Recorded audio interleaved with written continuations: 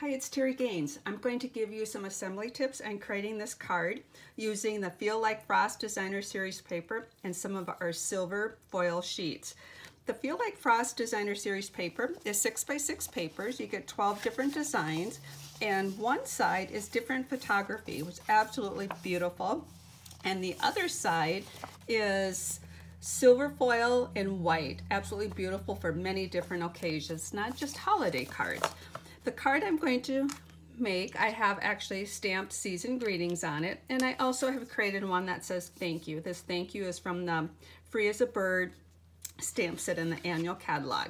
So it's beautiful for many different occasions.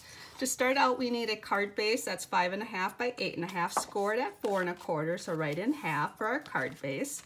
We need a piece of design, the silver foil that is 4 by 5 1/4.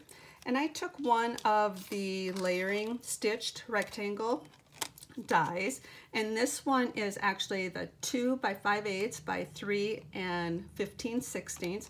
Placed it right in the center to cut out the middle section.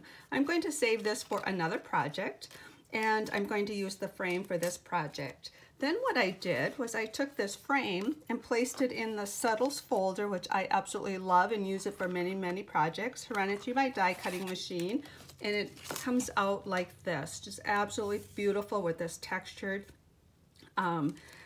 image around. Absolutely beautiful. It just kind of changes that foil sheet with a whole new look.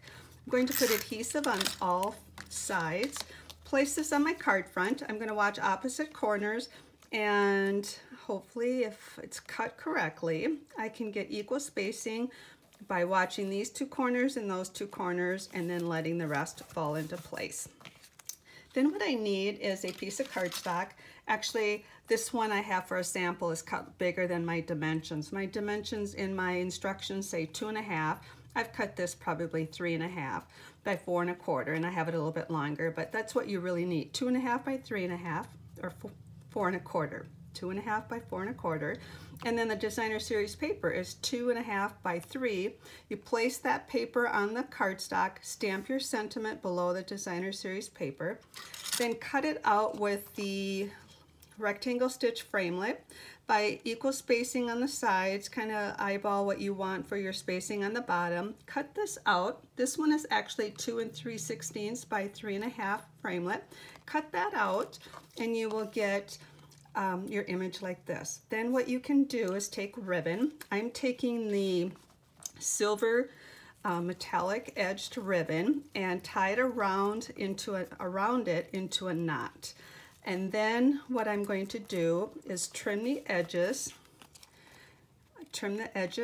and then put dimensionals on the back. And to save some time, I've already done that. I've trimmed the edges and have dimensionals on the back.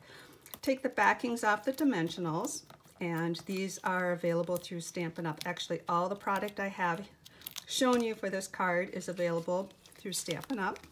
Then I'm going to watch opposite corners, center this in my opening, and that's how easy the assembly is for this beautiful card. If you found me via YouTube, look in the comments section for a direct link to my blog post where you'll find the supply list, measurements, and instructions for this project. There's a PDF tutorial you can download and a direct link to my Stampin' Up! Store to purchase the supplies. Thanks for stopping by. I hope you enjoyed creating this project with me. Would love to have you subscribe to my YouTube channel. Thank you. Bye-bye.